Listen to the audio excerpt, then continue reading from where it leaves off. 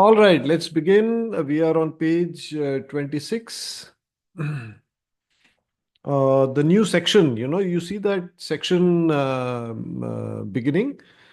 So, this section is on the mental faculty, on mental development, which is a very, very important part of spiritual development. I was listening to somebody and he had made a very nice point. He said, love is good, will is good, everything is good. But until at least a little bit of mental development is there, if you don't know that there is something higher than this daily life, if you don't know that you are not the body but something else, yeah, so then it's very difficult. So at least that much of gyan or knowledge is required, that yes, there is something greater that we can aspire to. And of course, that we are in the image of God. So the three aspects are there, and one of them is the divine light or the divine knowledge aspect. And Master Choa has greatly emphasized that. So if you look at Arhatic Yoga, which has 5 pillars, the fifth pillar, not not to say in any way unimportant, one of the important pillars is study. Development of the mental faculty.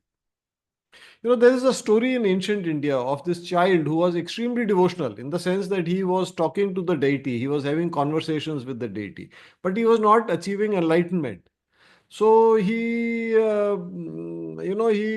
did his sadhana, his tapasya, and then he asked the question, why am I not getting enlightenment? And the answer that came to him is, just devotion is fine, but you need to develop your mind. You need to also do study.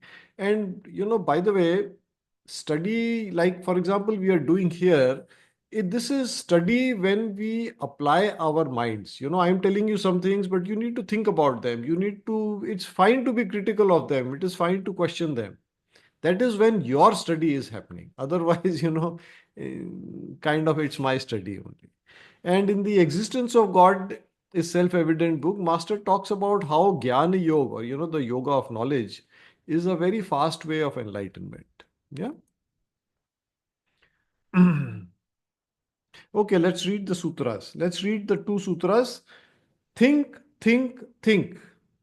Penetrate deeply through all the layers. By thinking through a subject deeply, you reach greater understanding. And then Master says the thinking process of most people is very superficial.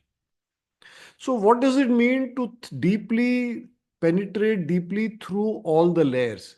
You see, one has to understand that reality or truth has many, many levels. It also has multiple aspects or multiple facets, like a gemstone, it has many facets. So if you see reality from this perspective, it is something else. When you see from here, it is different. See from here, different angles. When you see from different points of view, then you understand different aspects of the truth. Yeah, and Master has a great saying. He says, truth is dynamic. So the same reality at another time we understand something else, at another time we understand something else. And then you may ask this question, why do we need to have greater understanding? Because then it becomes an expression of the divine light aspect. You see, like the many bodies we have, our mental body is there. What is the exercise for the mental body? To think, think. And on the spiritual path, especially, discernment, viveka, is very, very important. In fact, in the Upanishads, they give some criteria, minimum criteria for going on the spiritual path. The first one is viveka, development of discernment, being able to understand something and being able to say, yes, this is good, this is not good, this is useful, not useful, important, not important, things like that.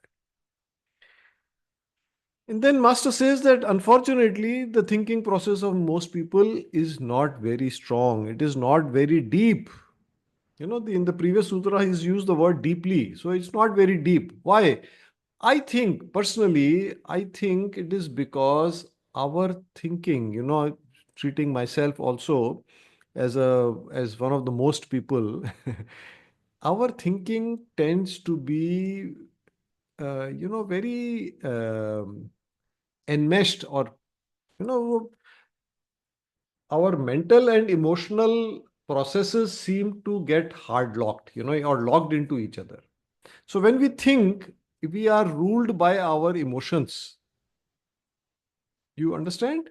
So when that happens, so this is a skill that we need to learn, how to think without involving the emotions. And the second thing we need to learn is to think deeply. You know, I would suggest that you think about the word immerse. When you are thinking about something, immerse yourself in that thing, that topic, that subject, that, sometimes it's a concept. So that concept. For example, when we are reading the sutras, if we immerse ourselves in the sutra, we will end up with a better understanding. And I think to a large extent, our popular culture, the pop culture, that is to blame, because, you go on to Insta or something and they will say, oh, you should think from the heart. But it doesn't mean thinking from the heart, one can agree with, in the sense it should not mean that you should think emotionally or that your emotions should lead your thinking.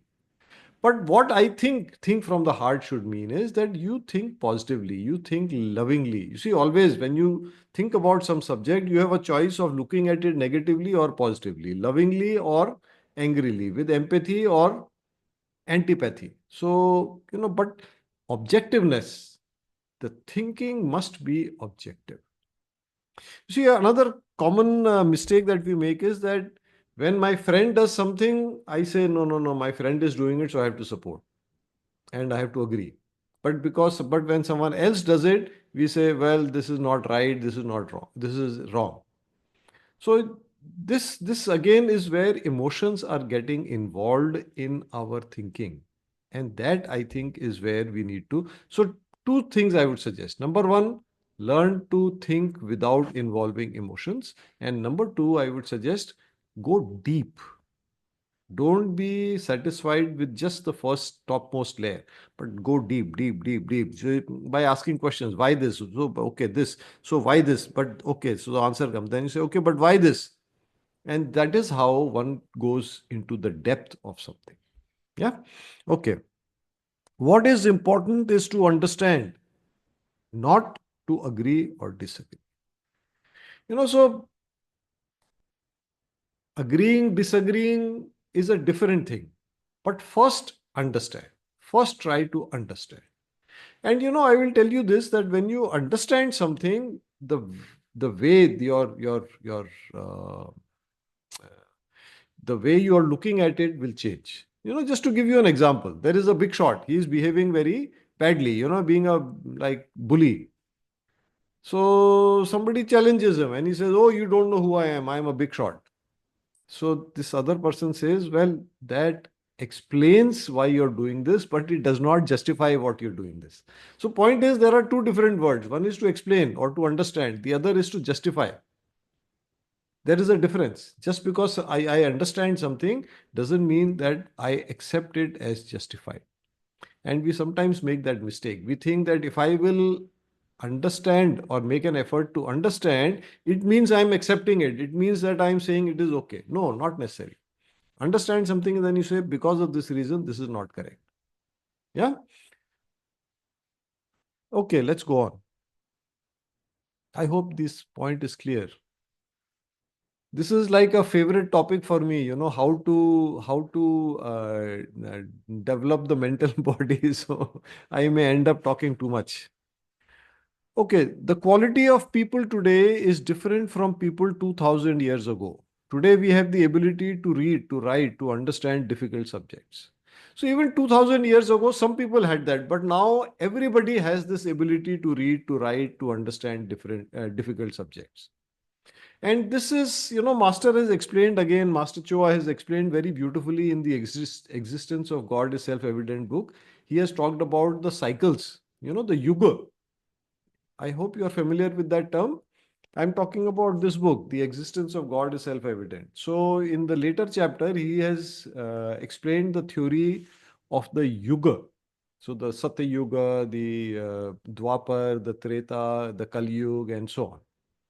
So this is beautifully explained by Master. I would suggest, please read it there. You know, some thousands of years ago, people had very strong mental bodies and they didn't see the need to write things down. Memory was very strong. They could memorize entire text. You know, the Mahabharata is, I think, what, 40,000 shlokas or 4 lakh shloka or 400,000 shloka, something like that. It's a huge number. It's the biggest, text available. There are people who had memorized, or most people had memorized it, especially the Brahmins. But then 2000, approximately 2000 years ago, Kali Yuga, the age of darkness started. So mental bodies started becoming weaker. And that is when the written word became prominent. Yeah. And again, from mental abilities went down. And that is what Master is talking about, that 2000 years ago, Kali Yuga was there. People were having weak mental bodies. But now, according to Master, about 1700 AD, so about 325 years ago or so, Kali Yuga started changing into Dwapar, the ascending Dwapar. So again, please refer Existence of God is Self-Evident. Master has explained everything there.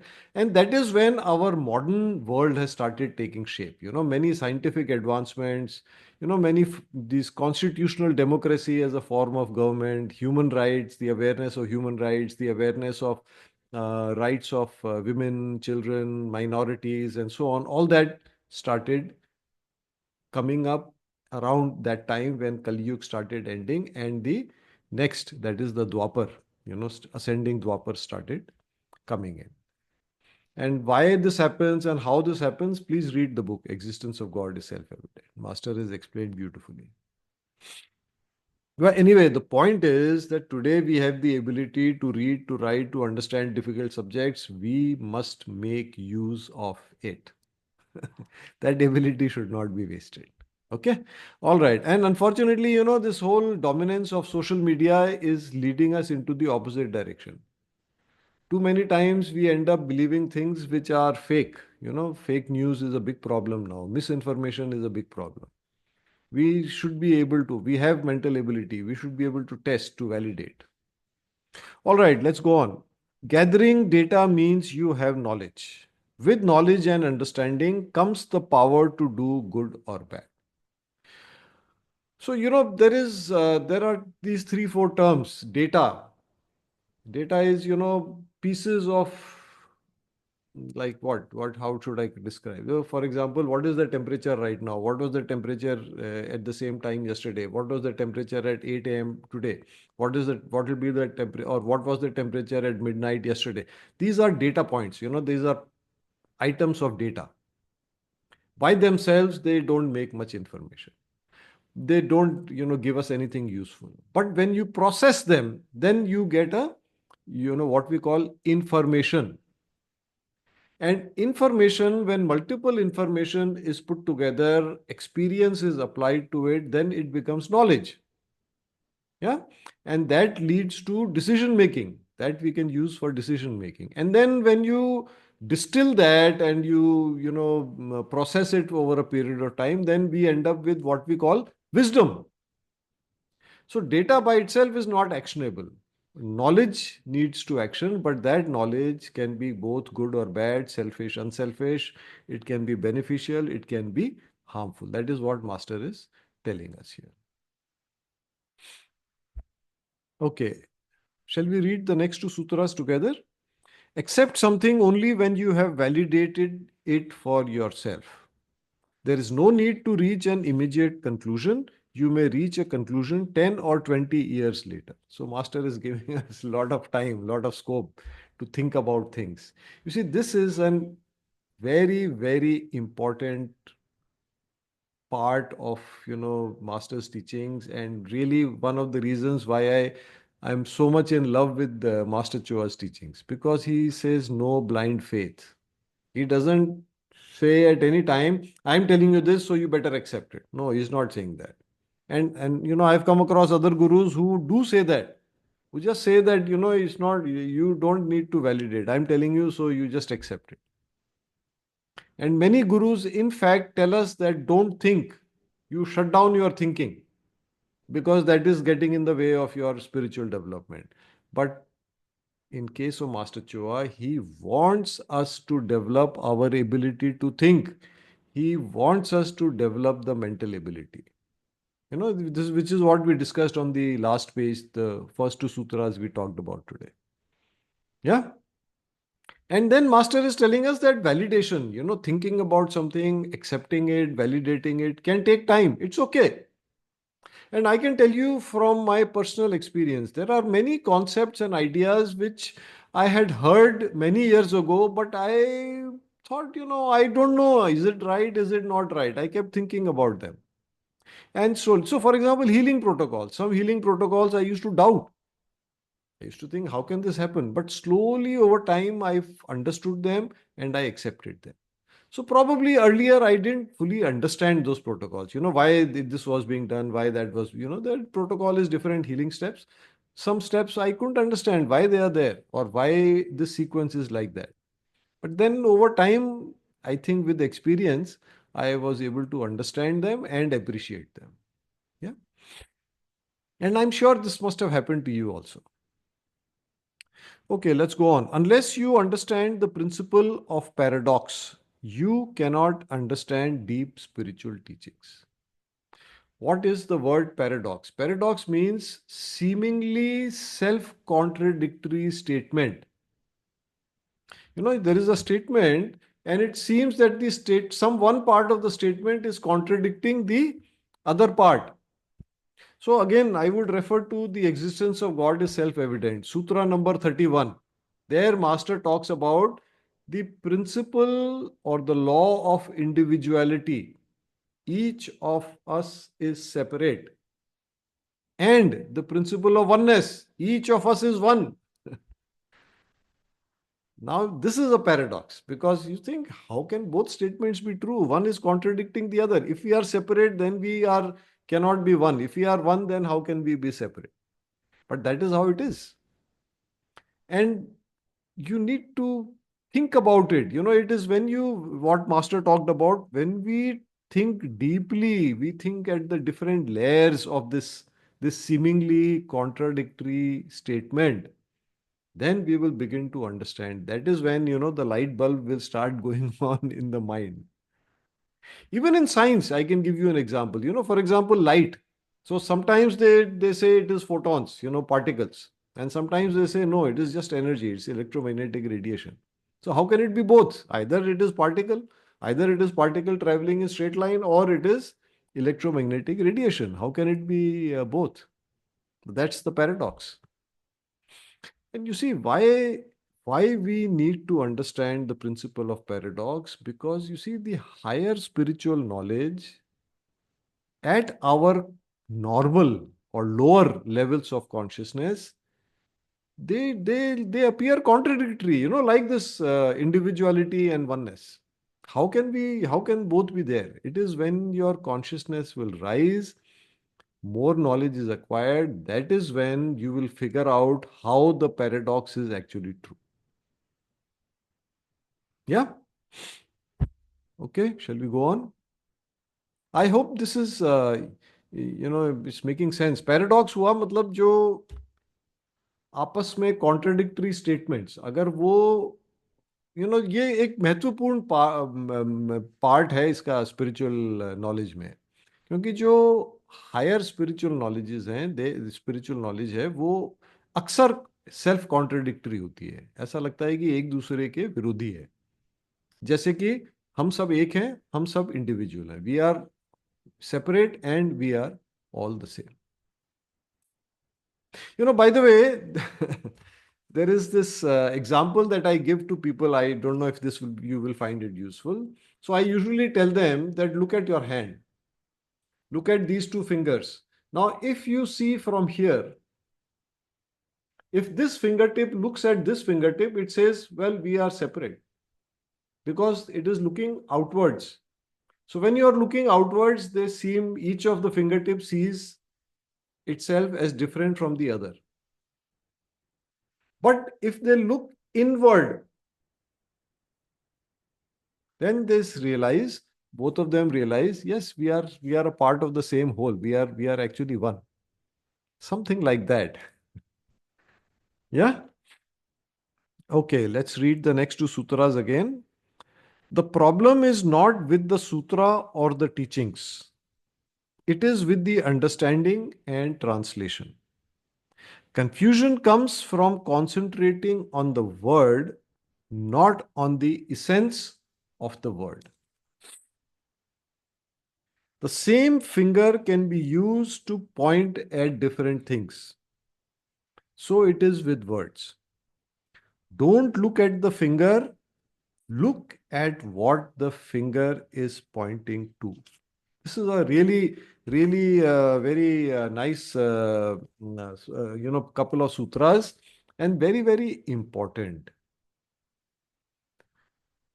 You see, the thing, what is important is the essence. That is what we need to understand. Whenever we read a teaching, if we get stuck on words, then we may sometimes end up with the wrong impression. Why? Because words can be very limited. Words can be, the meanings.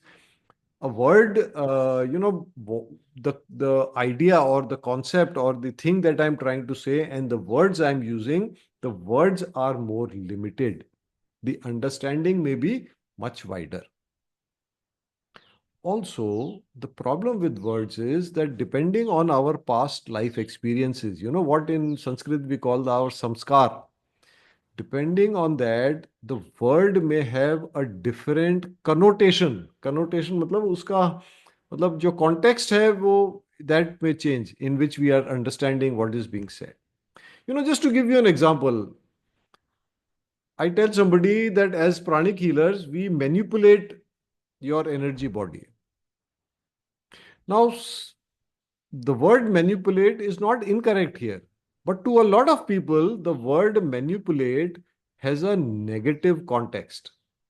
It means you're, taking advantage of somebody. It means it can mean to them that it means that something is being done against my will. Manipulation many times or more, a lot of times, the word manipulate is used in a negative context. So what happens then is that person's mind goes off on a tangent. I am trying to create the impression that in pranic healing by making changes to your energy body, we are improving your health. But that person thinks, oh, this person is taking control of me and is manipulating me. I hope this example makes sense to you. Now, just think about it. Some teaching master is giving any teaching, like for example, the principle of oneness. Now, when master has, he has that whole idea or that concept or that thought, when he puts it into words, there is already a loss of fidelity. Fidelity, you understand? Hi-fi audio systems, high fidelity. Fidelity means purity of, conveying it. आप समझ रहे हैं मतलब जो कहना चाह रहे हैं और जो कह पा रहे हैं उसमें लॉस आ जाता है. There is a loss already in what guru is trying to say and the because of the limitation of the word itself, there is a loss of meaning. And then he transmits to us. So sometimes we read it differently. Sometimes the wrong pause can change the meaning of the sentence. And then we apply our understanding to that word. So, at many stages, the meaning is being lost, the meaning is being distorted. Not because I have wrong intention, not because Guruji has wrong intention, but that is the way it is. Communication means always there are losses, or always there is corruption, or there is distortion. That is inevitable. You cannot have communication with zero distortion. And as an extreme example, if you've played the Chinese whisper game, you know what I'm talking about. And in the next sutra, what Master is saying is that He's using the example of the finger. I can use the finger to point to this, I can use the finger to point to that. Similarly, one word can be used in different contexts, in different ways to mean different things. So, what Master is saying is don't focus on the word. Oh, there it was used like this, so it must mean the same thing. No, not necessary. Focus on what the word is trying to convey. And how do you do that? Again, Master has already given us the clue. Page 26. Think, think, think. Yeah. And immersion deeply by thinking through a subject deeply. When you do that, you or I or you or we will be able to get to the essence. The, the way to do that is by immersing ourselves in what we are studying. Yeah. So I think this is a good place to end for today.